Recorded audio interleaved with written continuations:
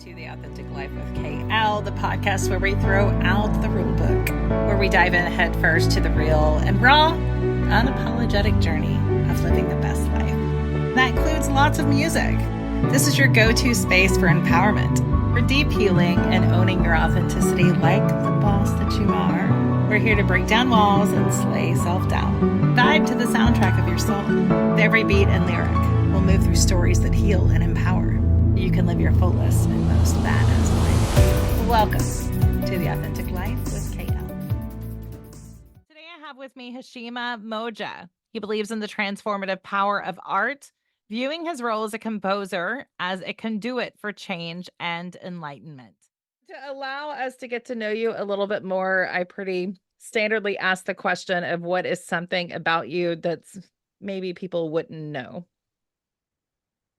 Yeah, so something about me people might not know is is that I spend a lot of my time engaged in really nerdy activities.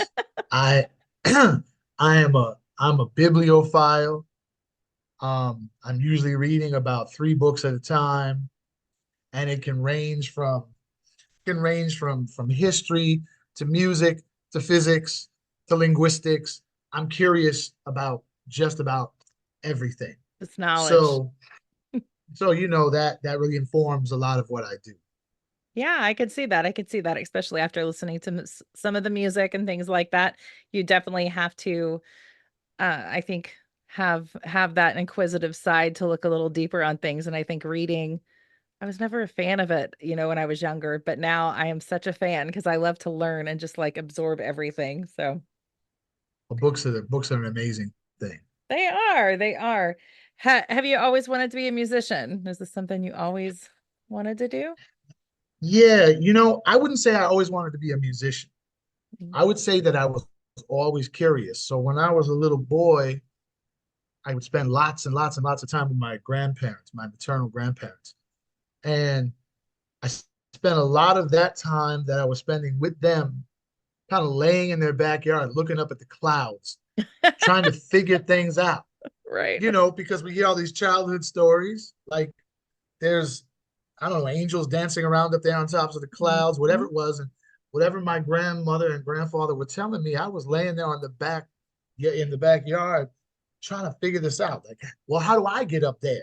Right. Yeah. So I think that from a very young age, I established that I was on a quest. In Mhm. 5-year-old terms, I wouldn't have put it that way. I think that when music came into my life, I recognized pretty quickly Mhm. that it could be a tool for me to go on that quest.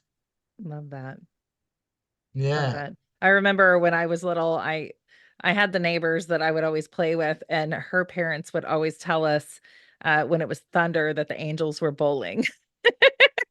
Yeah, my grandmother would say that too. Yeah, yeah, Yeah, the yeah. angels are up there bowling, making noise, making strikes. So, Right. what are some of your musical influences for the music and all the just everything that you do? What are some of your influences? Wow. So that's a great question.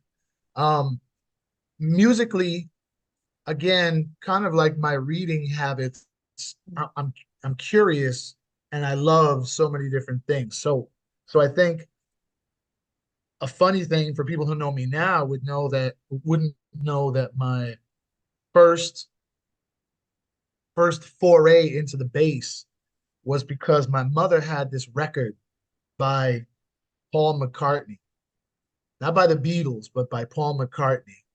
Um, and I heard this bass line. It was a song called "Band on the Run," Mm-hmm. and so and the title intrigued me. But so that was the first foray, and then I kind of jumped from Paul McCartney to Kiss, Yeah. right? So that was kind of a pretty wide jump. But then as I started, studying music, I around 13 or 14, I would say that I started to really, really dive deeply into jazz because I had teachers who were turning me on to Duke Ellington and to Charles Mingus and Miles Davis. And later, my first jazz record, my mother bought me for my birthday when I was 16. She said, "What do you want?" I said, "I want a CD player and I want jazz records."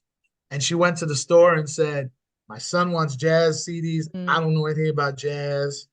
And the guy said, "Well, I think these guys are good."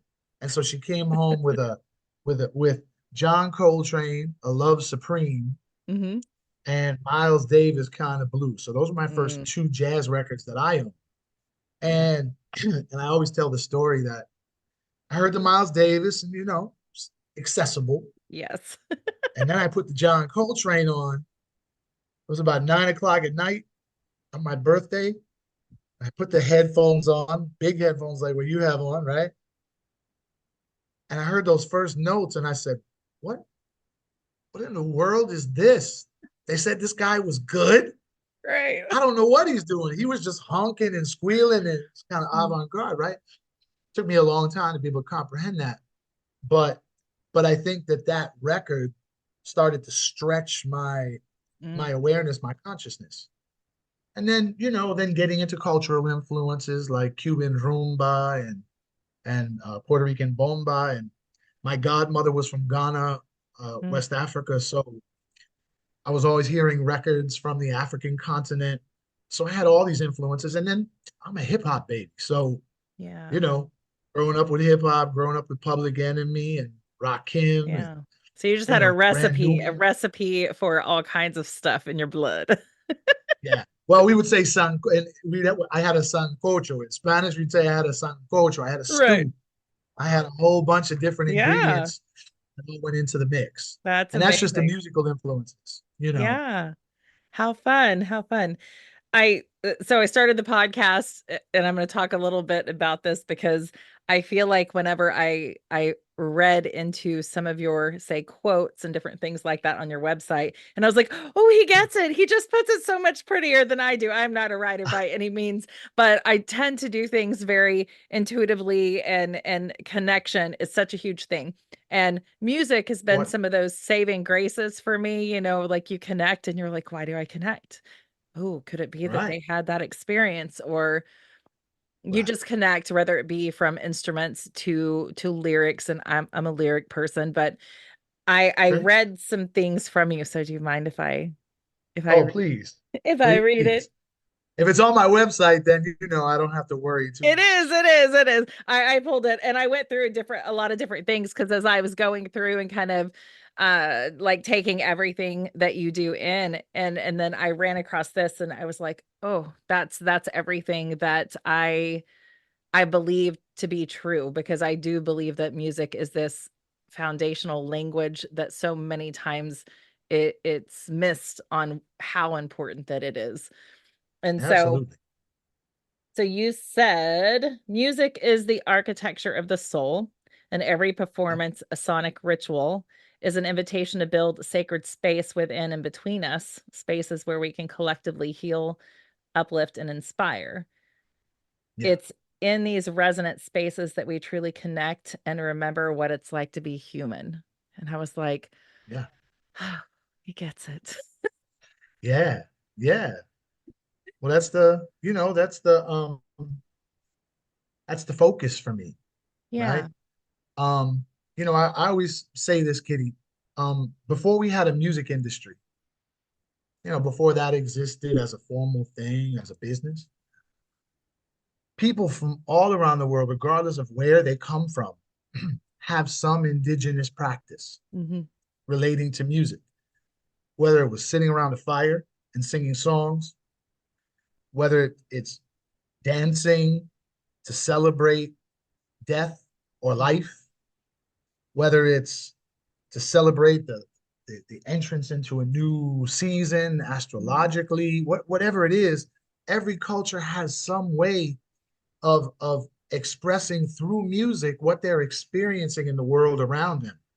And so for me, the return to this idea of sonic ritual, Yeah. which is a term that I kind of coined or thought about when I was thinking about my mission. What is my mission? And I think as we get older, as we pass from stage to Yeah. stage, We're We like, view oh what we do God. very differently. Yeah. Yeah. Ugh, Yeah. yikes. But I started out just like anyone else. I just wanted to be like, I wanted to be a star. I wanted to, I wanted everybody to know my name because in Buddhism, there's a concept which is that we all live fighting against the fear of death. Hmm. And death not necessarily being just the physical death, but will people remember us? Hmm. And whether you're looking at hieroglyphs or cave paintings or Basquiat or Pascal or Beethoven or Coltrane, everybody has created something that says to the world, I was here. Mm. I mattered. I Yeah. had a voice. And sonic ritual is the idea that we bring everybody into a space. We create a space and then we hold sonic ritual in the space so that those who are used to feeling invisible Hmm. can feel seen. Those who are used to feeling silenced can feel heard. The idea, particularly in a really toxic, hyper individualistic capitalist society, I know I just launched into a whole other area of Yeah. conversation, It's but okay. in a capitalist society, Yeah. individualism, we negate our basic human truth, which is connection and Yeah. interconnection. Yeah. And sonic ritual reminds us of that all over again. So my concerts, my recordings, my conversations, my writings are all rituals. Mm. Everything is a ritual to return us back to our core identity. And the understanding or operating from the place of understanding that my life can't be okay if Kitty's life is not okay, even if I don't know Kitty, Yeah. right? But because on a binary level, A is connected to B and Hmm. A is also connected to C because it's connected to B, we're all interconnected. Yeah. And so what's happening in other parts of the world right now affects me. Hmm. What's happening in Gaza, what's happening in Somalia or Sudan, what's happening in Ukraine, what's happening in, it doesn't matter where it is. If people are suffering, Hmm. can't be okay unless I'm just completely oblivious Yeah. to the fact that I am connected, right, Yeah. to these individuals. And that's what sonic ritual is for me. Yeah. So I live my life as a sonic architect. I'm always trying to build those new spaces. That's amazing. That's something that's so needed. Often I teach a group online called Blend Your Spirit, and I kind of have different social media presences and stuff. And Blend Your Yeah, Spirit, the whole reason why I do it is it's called Blend Your Spirit because we're a blend. Like we are so interblended people. I think nowadays there's so much focus and people don't realize that there's so much focus on separating us, right? That's I yes, think the missing point. And nobody thinks that we're all being separated, but in fact we are all being yeah, separated. we And are. and I think holding space for people to tell their stories and their truth, one, I think it allows so you coming on here, someone else could hear this and be like, oh yes, that he did it, so I can do it. So I think it gives people a little bit Absolutely.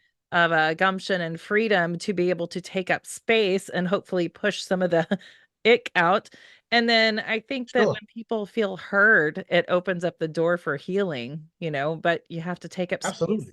You have to take up The space to tell bit, your story to get heard. the foundational ideas of healing Mm. have to do with entering into the dark wound. Hmm. And if the dark wound is related to you being silenced your whole life, Yeah. and I in my non-performance work, my healing work, Yeah. whether it's sound healing or leading meditation, I just personally tend to find that I'm working with more women identified bodies than male identified Hmm. bodies at this juncture, right? Could Right. change. And so one of those very typical wounds for women is being silenced, right? Hmm. Being silenced, Yeah. being marginalized. um, and so So when we enter into that work of trying to identify what the dark wound is, or there are several usually, but as we enter into that, we have to go all the way back into the space where the wound occurred, Yeah. right? So we have to face what it's like. All so and what triggers me, for instance, I'll share right in a Sure. vulnerable moment because I think it's important that practitioners do that. I do too. As a bicultural person, right? As a person who identifies as Italian and Puerto Rican, living life always on the margins, Mm, not not fitting in one or more spaces and trying to navigate what's it like. right. And so when someone might say to me, "Oh yeah, you're not really this, Yeah. or you're not really that," that can easily be triggered in me all over again. But we have to be triggered in order. The trigger Hmm. opens up the gateway for us to go in to Yeah. the where the dark wound is, right? Yeah. So these people who are triggering us are actually teachers. Yeah. Now, the danger in the divisive way that you're discussing, for me anyway, is that we live in cancel culture. We live in culture of, well, I don't have to listen to you if you say things that don't make me happy, Yeah. make me feel comfortable. Right. Well, from a spiritual standpoint, everybody is a teacher Yeah. because we're all interconnected. Yeah. They don't know they're teaching us all the time, but they come and they trigger us. And that might be a friend, a stranger, a colleague. And more than likely, it's going to be your partner. Yeah. And Yeah. your partner is going to trigger you to have to open up, because when that door opens, then you get propelled down into the depths of that dark wound so that you can actually see it, Yeah. acknowledge it, and heal it. Now, music happens to be one of the ways that I help people open up Yeah. that door, because we have become, Kitty, we have become experts at building walls, Oh, absolutely. protecting ourselves. But the Yeah. problem is, as it's been said in many ways and by many people, those walls eventually become our own prison. Yeah, they We do. become imprisoned there. And then we say, why don't people see me? They can't see you because you built a wall there. But Yeah. I built the wall there because people hurt me. Yeah. But then you can't complain that people don't see you. Yeah. So then we have to be courageous. And music can Mhm. also help us be courageous. We find that song, we Yeah. find that lyric, we find that piece of music that gives us Yeah. that lift that we Yeah. need to start to face the day, Yeah. right? And so music, aside from its value as entertainment, most music is used as distraction. Yeah. But It is. music as a tool is really powerful because it opens us up in ways maybe that conversations can't, because we're dealing with frequency, Yeah. and we're dealing with the power of frequency. We're dealing with vibration, and that those sympathetic vibrations, that attunement Hmm. theory, those stronger vibrations that might be coming from music Hmm. that is intentional in its purpose of opening us up, can now open us up to the point where we can at least start to release, right? Yeah. And most of us need a release before we can even dive into the dark womb. You have to have a Oh, cathartic yeah. moment first. I think so too. We talked a little bit about, well, we talk a lot about healing, and I call it shadow work, and those kind of things. Yep. And I uh, I connect with you saying, like, everybody is your teacher, because I will often say that triggers are open doors to a classroom, and you're the subjects, and you can go in or you can shut the door, but you'll be I coming love that. back. You'll be coming back. It I will love make that. you come back, You will be coming back. and it's not going to be Yeah. on better I terms love that. either. So it's That's it's right. No, it's no, it'll probably be a little more difficult the second time around or the third time right. around. It is. And I think that it's so interesting too, with the whole vulnerability thing. That's something that I've worked on myself, and I continue to work on, as being a teacher, a mentor, a friend, Right. whatever you want to call us, a healer, a spiritual person that's just here Right. to help the world. And I think that that being vulnerable is one of the strongest things, or something I feel like is one of the strongest humans to be able to be vulnerable, because we all know what happens when you're vulnerable, right? We all know from our wounds, it can happen. You're going to get hurt. You're going to get seen. Someone may not like you. There might be all these different things, but there's Sure. also so much good that comes from it. Right. Yeah. Yeah. We, Yeah. it's interesting because as a male identified person, right? Hmm. Um, I often think about, or I think more these days about why maybe men are not coming to those spaces, right? Hmm.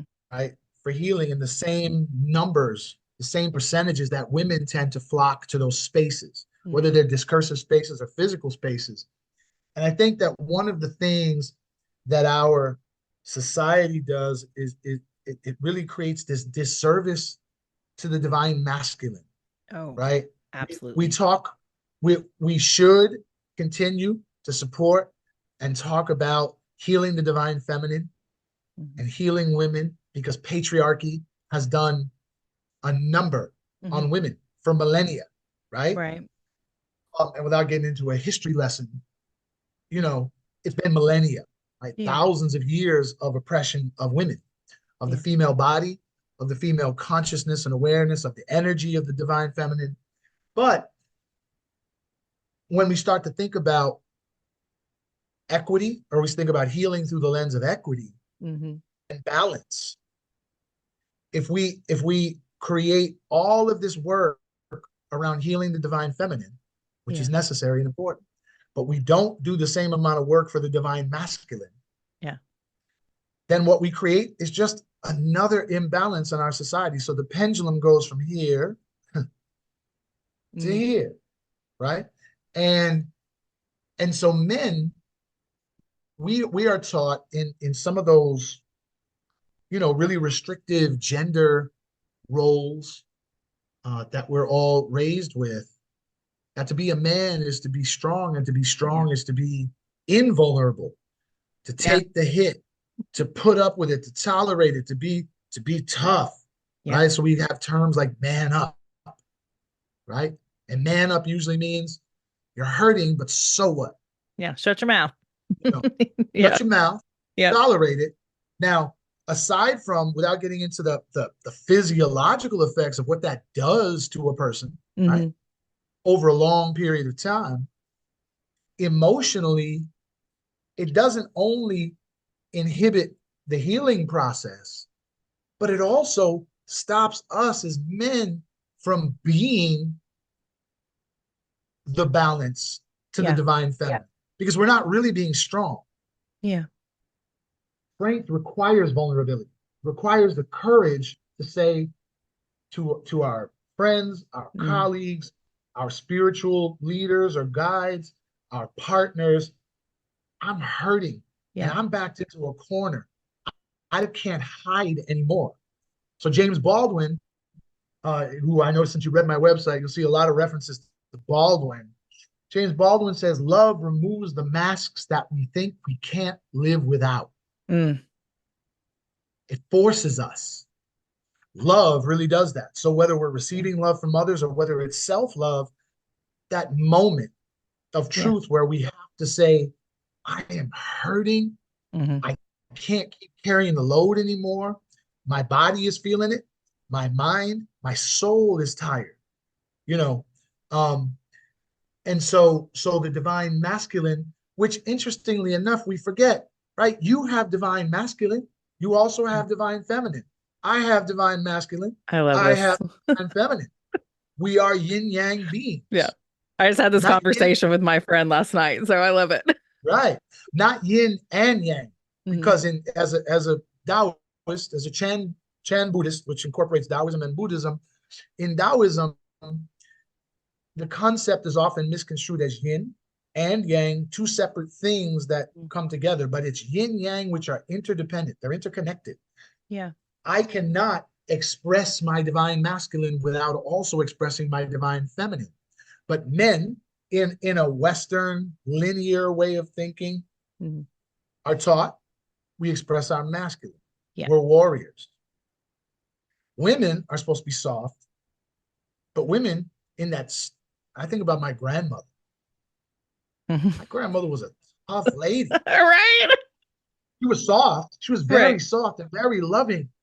But when she had to be firm, that part of her rose up. And we're always doing this balancing act of which which energy are we choosing to lean in with. Yeah. But if we're not allowing ourselves to acknowledge those other parts of ourselves, we're only leaning in a very monolithic way, which is doing a disservice to us. And we're also robbing all the people in our life. And maybe Mm-hmm. if we think more abstractly, we're robbing the world of all of the fullness and the beauty of Yeah. who we are. It's so needed. And you know, when we see what we are dismissing as mental health issues in our society, Mm-hmm. quite often are simply imbalances in our personalities. There's some blockages, the energy's not flowing properly, and so it's manifesting as these occurrences, these occurrences of mental illness, right? Yeah. um when I first started going to Africa, in Guinea, I was taught that when people experience mental illness, the people in the Susu ethnic group in Guinea, the forest region, they believe that a mental illness is a misalignment between the spirit and the body. So they're separated. So it's almost like the spirit is walking outside of the body. It's a disassociation. I guess in Yeah. psychology we'll call it dissociative disorder, right? There's an absolute disconnection from the body. So a musical healer with a knowledge of the tones of the drum or the tones of the voice Mm-hmm. would play the appropriate tones to realign the body with the spirit, to bring them back into alignment, which is much of the work that sound healers might do. Good sound healers, and I'm going to make a statement about sound healers in a second, but that might be a little controversial. But I have to say it because it's troubling to me. But what I will say is that this idea of alignment is really important, because if we are not thinking about our lives from a holistic standpoint, then we have no way of really even beginning to address these problems that we're experiencing, these emotional problems. If we're not thinking about our lives from a holistic perspective, the Right. fact that what we eat affects our spirit, what we intake, what we ingest sonically, visually affects our well-being, how we interact with other people, how we are treated by other people at particular stages of our lives and in particular relationships affects the way that we deal with other people and other Yeah. relationships. So in the Western medical system is just now catching up with these ideas that we have to look at the whole person to really begin to get at the root causes of what Right. we're dealing with. And so now Western medical practitioners are partnering with, and I love that. They're Finally. partnering with, Finally. well, on a certain level, Yeah. the more progressive ones, not everybody, and not as policy, right? Because if we look at Right. it from a policy perspective, there's still very strict policies about how modalities can be Mhm. employed. The fact that they call what I do alternative medicine, or someone else alternative, I'm like, no, this is original It medicine. is. That's what I was Right? gonna say. It's What original. you do is alternative medicine. Mine is older than yours, It right? is. It's true. But the fact that, yes, at least those who are willing to take a risk are starting to partner. They're starting to explore. They're becoming curious, Yeah. right? Western medicine is not bad. It's just that there is a particular language that Western medicine uses, and the language of other healing modalities is not the same. So it doesn't align. What I wanted to say about sound healers, Kitty, is that while I think it's wonderful that more people are leaning into these holistic modalities, the danger of access without proper guidance. Mm-hmm. See, if you lived in India 100 years ago or 1,000 years ago, you sat with a guru, and the guru said, "You want to be a classical singer, or you want to play the sitar? You're gonna have to do it my way. Mm.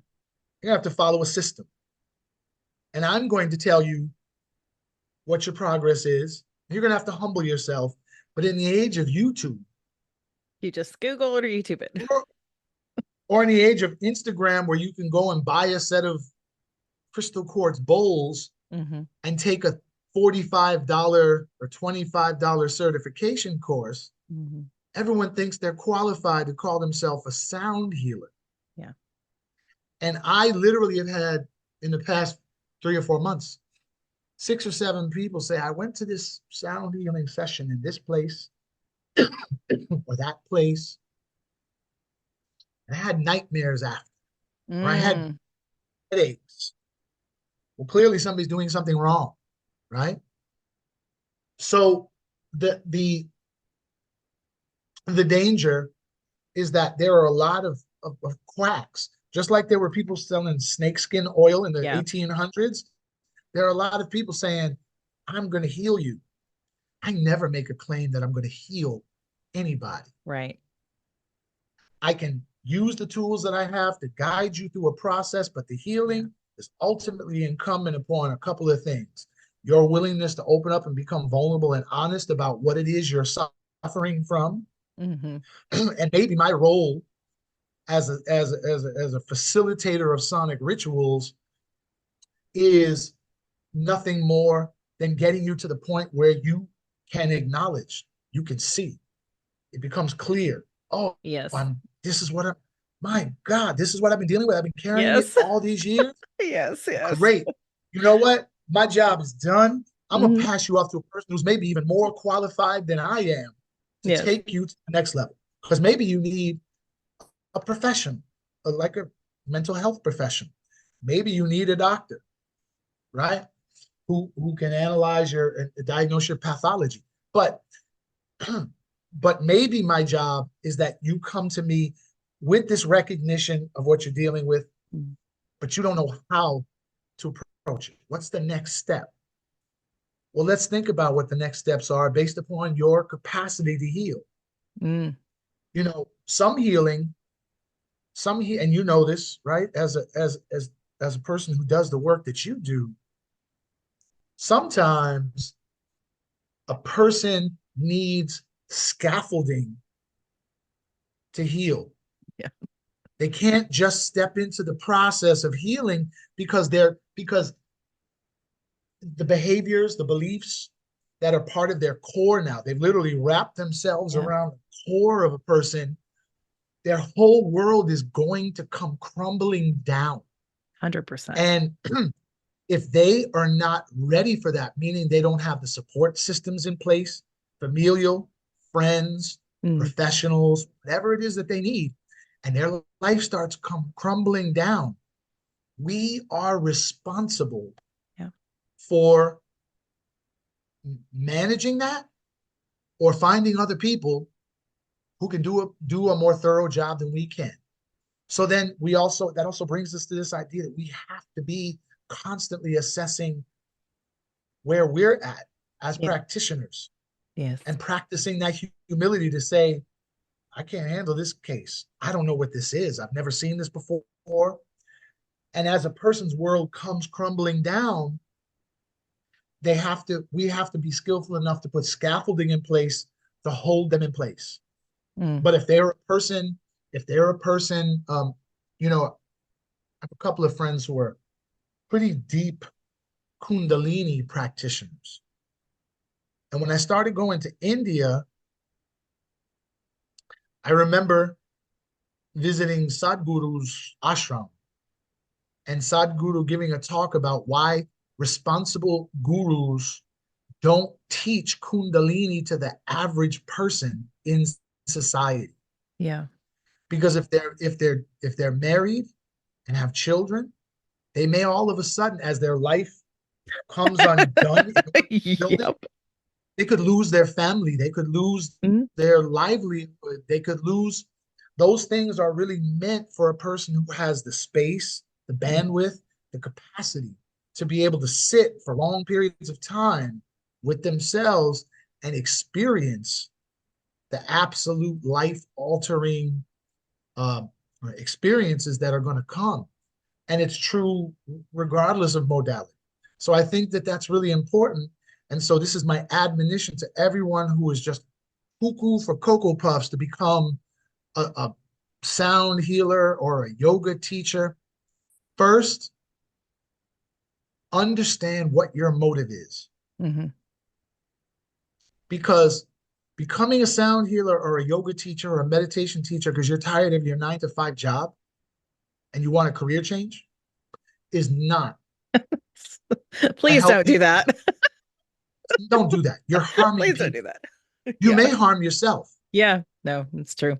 You play with energy. Stevie Wonder, I want to keep this tied into music. Stevie Wonder said, when you believe in things you don't understand, then you suffer. Yeah. You're It, really just playing with things.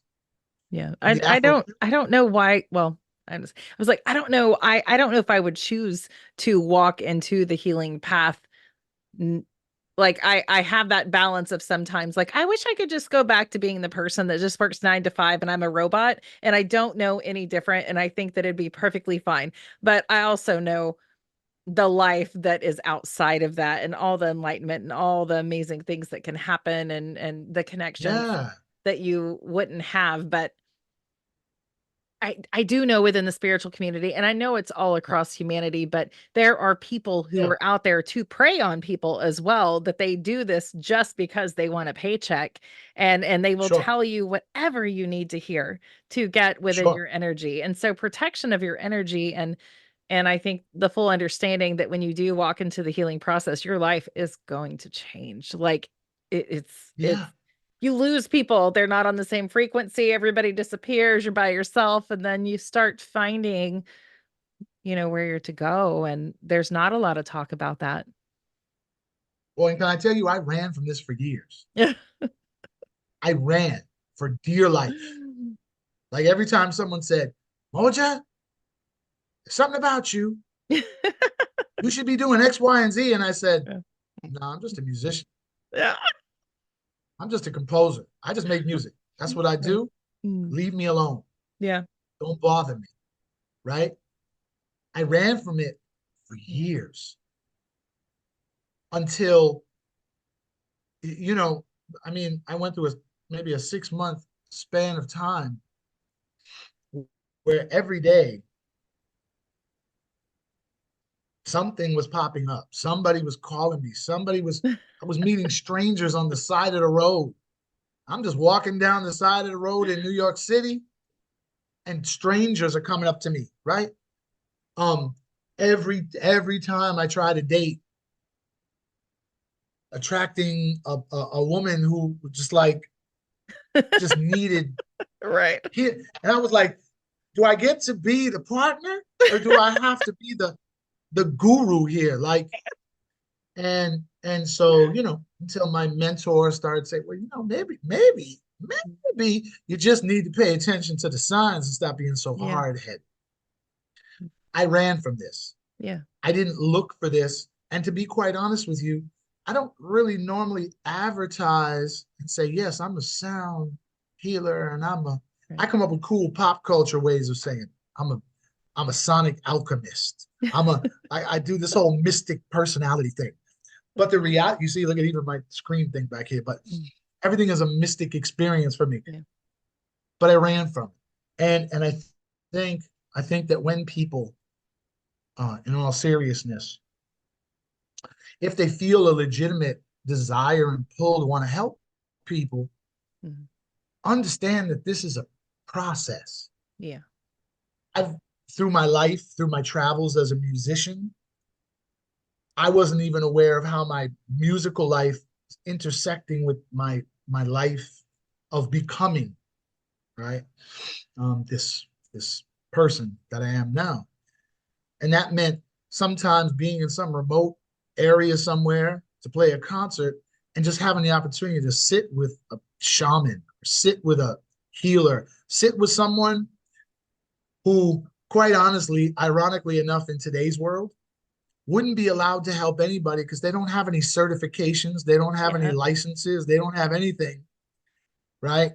Yeah. And sometimes people hide behind licenses and certifications.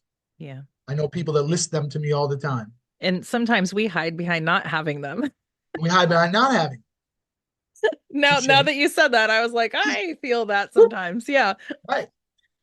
But being able to see and experience in different places and within different cultural contexts and frameworks how people use their gifts um to serve.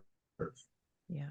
And so eventually, right, it comes to the point where one starts to recognize, oh, my whole life has been pointing me that maybe my purpose here is not to be a famous musician. That may happen, Right. right? But taking less emphasis and putting less energy on that and saying maybe my real purpose is to serve. It's just that music is the vehicle by which I serve, Yeah. right? And I think that that's kind of how I came to this point. And I, a couple of years ago, started operating from a mission statement. I wrote a mission statement. I said, well, if corporations use mission statements, why shouldn't I? I thought And so, about doing that. I think it's important. I use a mission statement, and I'll be honest with you, Kitty. The mission statement for me is is that my mission is to heal, uplift, and inspire billions of people around the world through music Mm. and creativity. Therefore, anytime an opportunity comes, I'm holding it up to the mirror of that mission statement. Is this in alignment with what I claim that I want to do? Mm. And if it's not, I'm more than happy to pass it on to one of my friends or colleagues who Yeah. wants that opportunity. Um, and I'm also more than happy to say, no, right now that wouldn't necessarily work for me, you know. Yeah. So I think that that's really important, is to really create this mission statement, whether one is an artist or a healer, right? Is just what is guiding you? What Yeah. is your purpose? And that can change too. Oh, and we have to But be what is open your to that, purpose? don't we? You Yeah. have to be open to change, right? Yeah. Yeah. Yeah, Well, I wanted to open up some conversation on your newest release. sure. I've gone through it myself. I've listened, not listening, right? I just have it kind of playing in the background Yeah, sometimes. And then sure. I have listened with the intention of listening. But either way, I feel like your subconscious grasp, whatever you need to hear at that time. But can you Sure. talk to me about the Healing Suite and maybe that journey? I'm old enough to where I come from an era where people created concept albums, Mhm. right? Music, we tend to think now about singles, right? So what's the new single? New single, Cardi B's new single, Taylor Yeah. Swift's new single, so and so's new single. And that's Yeah. that's great, right? I love a lot of the music that's constantly coming out. But for me, it was important to make something that was cohesive from the beginning to the end. Hmm. And so, you know, since you've listened to the album, you know that right off in the beginning, I give this explanation of what the Healing Suite is. And it's really, first of all, it's a journey, right? It's meant so you're stepping onto a pathway, you're stepping onto a pathway to take a journey, which really leads you back to yourself. But it's also on a kind of social and political level, the idea of taking the word sweet, which is normally associated with Western classical music, Hmm. and saying, well, all cultures have classical music, right? It may not be something we hear in the symphony, It may not be here something, right? But every culture has something that is of immense value culturally. And so I wanted to lift that point up as I launched musically into creating this. And so drawing on Cuban and Puerto Rican roots and um, drawing on my experiences growing up, really socialized into the Black American community, right? Playing in churches as a young musician, playing in Baptist churches and Pentecostal churches, Mm. and how that influenced not only me, but it really influences the trajectory of American music. Um, and so tying all these influences in and really tying the influences in a way that you and I started off talking about at the beginning, which is this idea of interconnection, that Mhm. there really is no separation from one thing to the next. One flows into the next and one flows out. And it's like a river or like a stream. And so it was about providing people an opportunity to sit and listen to a piece of music, which is not long. It's about 30, I don't know, 38 minutes or something. But I also really wanted to pull in some of my friends who are just brilliant healers. And so asking my friend Yuritsi Govea, who's an amazing dancer, but also somatic awareness practitioner. Mm. My friend Tim Blessed, who's an amazing author and a rapper, very conscious rapper, but also a meditation teacher who works primarily with kids, right? Works with young people. Love that. And also worked for Love Army with Van Jones, right? So this idea of constantly working on racial healing. And so I wanted to get some of those comments. I wanted people to both be entertained but also to be informed. And I and love all so the little comments in between. It's not just so for everybody, it's not just a musical journey. Like there are these little moments. Like my favorite is I think it's is it the did I write it down? The gift after pain, I think is that what the it's gift called? after the pain. Yeah, the gift after the pain. Yeah, there's just little blurbs in there that stop in between that give you a moment, of thought between it. Yeah. Yeah, Judici's work focuses a lot on moving beyond or being careful to not become addicted to healing, Hmm. to get stuck in a healing feedback loop, but to use healing as a way to imagine what is life like after we heal? What do we want? So what is the gift that we get out of the pain that propels us into a Yeah. new level of existence? And so musically, I'm drawing on, jazz influences, Cuban folkloric influences. I I called my really good friend and collaborative partner Iyaba Mandingo, who kind of closes the CD out with a piece called Ubuntu. Mm. And Ubuntu, for those who don't know, is the Southern African concept of I am because they are. Mm. It's this idea of interconnection, that we cannot exist without acknowledging those who came before us and those who will come after us, Yeah. and how we fit in that continuum, right? And how we draw on the energy of the past, draw on the energy of the future, because in African cosmologies, there is no disconnect. And the image in, for instance, in Egyptian philosophy is of the phoenix flying Hmm. back and forth. It can fly back and forth between the past, the present, and the future. There's no separation. So Ubuntu is that idea that there is no separation between those who have already gone on, they've already transitioned, those who have not yet arrived, and us who are in this dimension. And then can we imagine ourselves stepping outside of that reality and beginning in a very quantum way to start to create this new reality, this new perception, this new paradigm, this new body, this new mind, Mm. So it's really encouraging us to think about our superhumanity. Yeah. And so, it took me 2 years to make this record. It's never taken me 2 years to make a record. As a jazz musician, usually I write the arrangements, we rehearse, and we go in the studio in 3 days. The album is recorded, and then we put it out into the world. This took me 2 years because I was constantly being challenged Mm. in my own own growth process, to really look at the wounds I was still carrying. Yeah. So when there's a piece on the album called I Easily Release. Hmm. It sounds kind of like a very gospel-y kind of thing. And the comical part about that piece is that I borrowed a meditation from Deepak Chopra. I easily release that which I no longer need. The past is over. It can no longer harm me.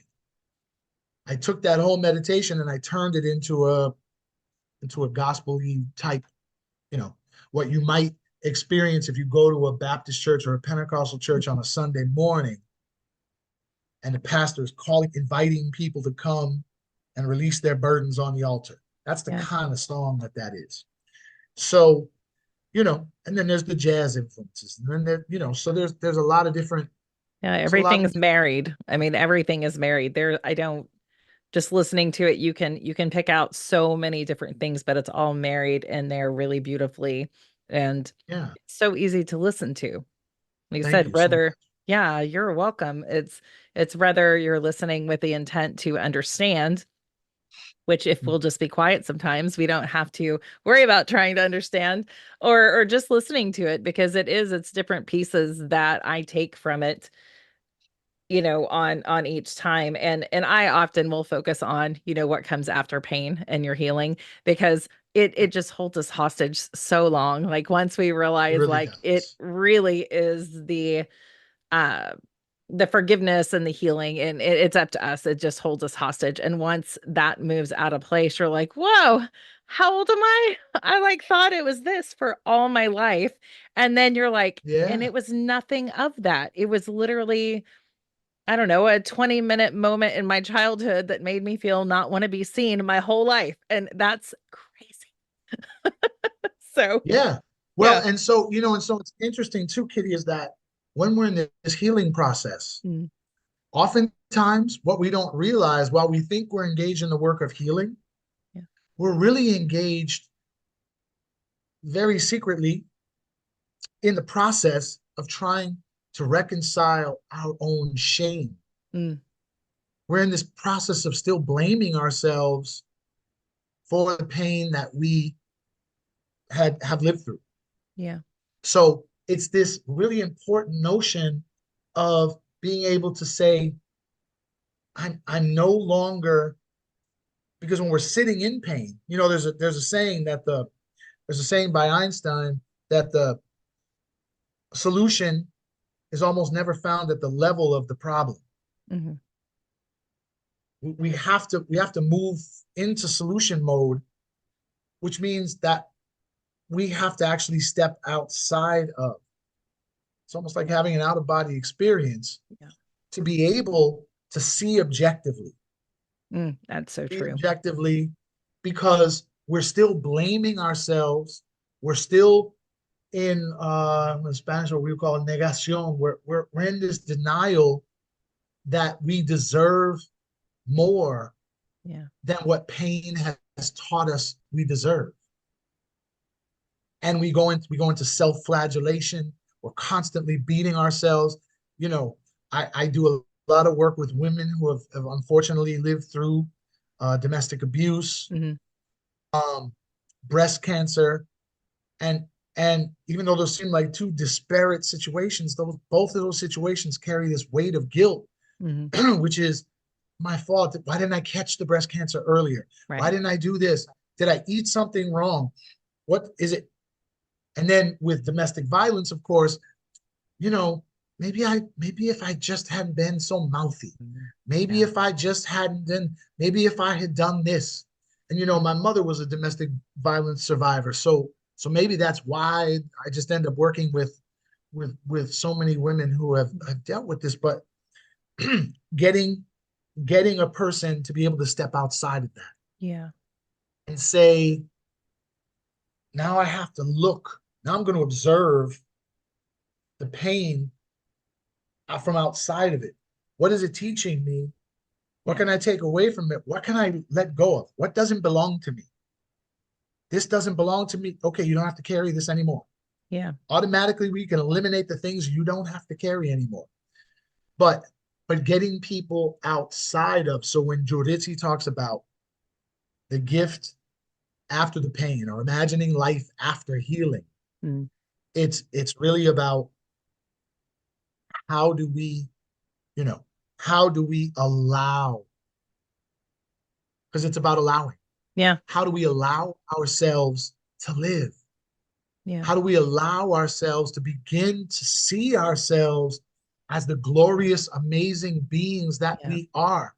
Bruised and battered as we might be, Yeah. we're still these glorious, amazing creatures who live through and somehow come out on top and moving forward, even through this pain, in spite of pain. Yeah. And so just being able to acknowledge that. Yeah. I think that as humans and a lot of the souls that I hold space for, it's the hardest journey and the tallest mountain is the one going inside.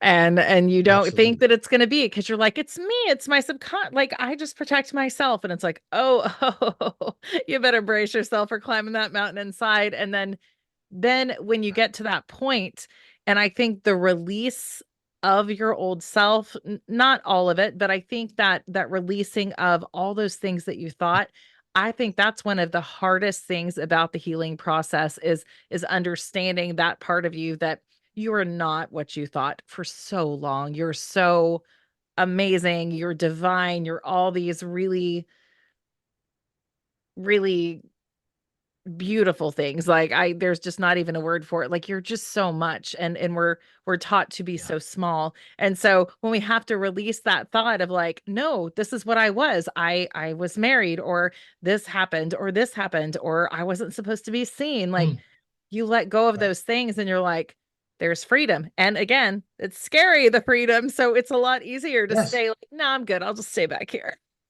Right. So, Well, because so triggers yeah. when we're used to trauma, Hmm. we're stuck in, right? Fight, flight, freeze, or Yeah. fawn mode. The fawn mode, for those who don't know, is the shrinking part. Mm. We adapt to try to make ourselves acceptable to others. Yeah. That's the fawn mode. But when we most more people than not are stuck in freeze mode. Hmm. They don't realize it, right? Yeah. But they're frozen there. They're frozen at the point that the trauma began Yeah. to occur, the Yeah. traumatic events. When you start to step into something new, the same unfamiliarity that existed during the traumatic events, Yeah. right? Whether it's abuse, whether it's neglect, because neglect is a kind of abuse, instability in general. Hmm. Well, something healthy also Feels feels no. unstable. There's Yeah. no carpet, Yeah. right? So a woman who, for instance, might be accustomed to being hit when she said a certain thing, when she's out of that, she'll say something. Hey, listen, you want anything to eat? Mm. No, I'm fine. I'm fine. No, it's okay. I'm offering. But the need to pull back and say, if I say what I want, it's going to cause me pain. Yeah. I'm going to suffer because that's what I know. Yeah. Even though Or think this something's person, something's really secretly wrong. Like it's always like yeah, something. Yeah. Yeah. but usually waiting for something that you believe is lurking around the corner, Yeah. right? And so that, and as a not only as a person who dates and but also as a friend and Mhm. as I witness all the time, right? Yeah. Um, my mother, quite frankly, was 77 years old to this day. I'm 6 feet tall. My mother is 4'11". If I'm around my mother and I happen to move a certain way just too quickly, Hmm. my mother, my mother shirks, Yeah. right? Because that trauma is living in her body. Yeah. So I think that we have a responsibility as people who are holding space to be able to constantly pay deep attention, the practice of deep looking in Buddhism, the practice of deep listening, where we're able to really get to the heart of the suffering of the person who we're holding space for, Yes. not to try to heal them or to fix them, but to simply be able to effectively hold space. We have to look deeper. We have to do a better job, you I know, agree. I because agree. so many people, professionals in particular, like to talk. They like to hear themselves talk. Professionals also have unhealed wounds. Yeah. And so sometimes their motives, sometimes they're projecting onto their patients, their Hmm. clients, and sometimes they're supposed to be giving therapy to the client and they're really using the client for their own therapeutic purpose. Hmm. I've seen that But when we before. really make a decision and a commitment to listen deeply, Yeah. look deeply, feel deeply, Yeah. then we're able to really become more effective in our healing practice. Yeah, I think a lot of it has to do, at least my perspective on it.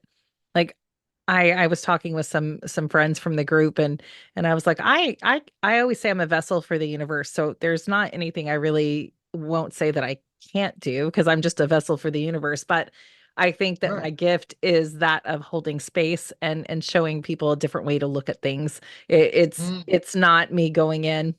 Even though we're called healers, we're not the ones that go in and physically do. It's us holding space and showing people that they are capable of so much more. that's it. I Yeah. love that. Yeah. Well, you're a So, pretty miraculous being, Miss Kitty. oh, well, thank you. I enjoy you myself.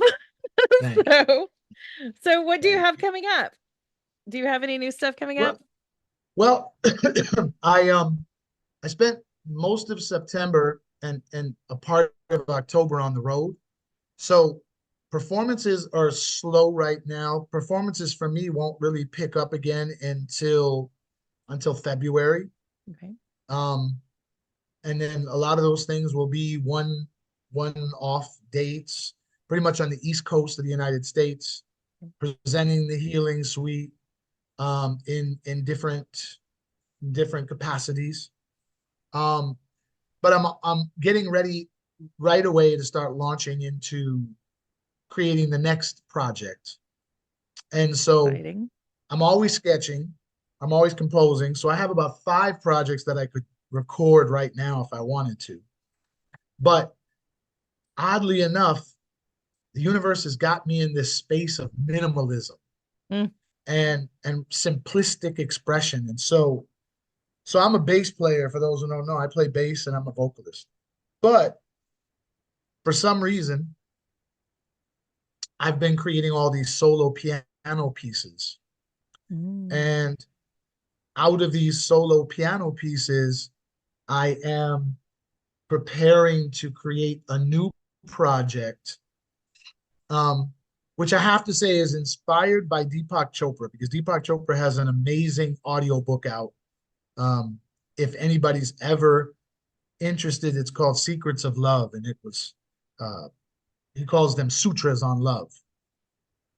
My friend and colleague Farah Farah Boulay, a rapper, spoken word artist, healer, she recommended it to me, and I listen to it every day. It's an hour and a half long, so I just put okay. it on and absorb it. Hmm. But then it inspired me to think about how could I create something specifically for couples. Mm, So I'm taking these piano meditations and I'll record some guided meditations over some of them I love uh, guided to meditation.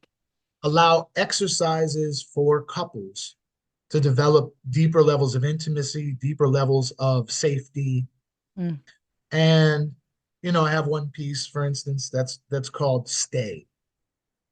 And and it's really meant for couples to begin to learn how to stay grounded when the urge to run from the difficult conversations mhm. or the difficult moments that make or break couples arise. And so I'll create a workbook to go along with those meditations, and hopefully work on getting out on the speaking circuit and delivering some of these in workshop form in 2025. I'm That's excited the new about that. focus. Yeah, you have to jump back on. That will be great. There's not very much out there I'd like love to. that. So nope. You I'd you love to. holla. And anytime you want to collaborate, let me know because I like your vibe. So anytime you want Thank to you. collaborate on something, you let me know. Yeah, I would love that. I would love that. I really love guided meditations. If I offer, say, a meditation, I'll do guided meditations to help others because again, I'm a lyric kind of person. Words paint those pictures for me. So I get Sure. excited when I hear people talking about that. Yeah, Great. well, I appreciate it. And where can they find you? Where is your music at and all that good stuff? Where can they get in touch with you? Sure. So for me, there's a couple of ways. Sorry, I just blinded everybody, but starting to get dark on the East Coast. So you can certainly look for my music on any of the streaming platforms that you use, Spotify, Apple Music, Amazon Music, iTunes. You know, I always ask people that if they can, please buy the work because that means something different for an independent artist. It does. Spotify gives us .04 cents I per know. stream. So, you know, but if that's the only thing you can afford to do is stream, then I would rather that you get the music in your system. Yeah. So you can do that. Or you can go to my website, HeshimaMoja.com, and you can click on the link and it will take you to a song whip link, which will give you all of the purchasing or streaming links. Perfect. Perfect. I am excited. Yeah, we'll definitely touch base and keep in contact. Thank you for joining us on this episode of The Authentic Life with KL, where we explore the powerful intersection of healing and music. If you enjoyed today's episode, please give a follow and share with your friends. You can find more information about The Authentic Life with KL and Kitty Lynne at kittylynne.com, KITTYLYNNE.com. Thanks so much for listening.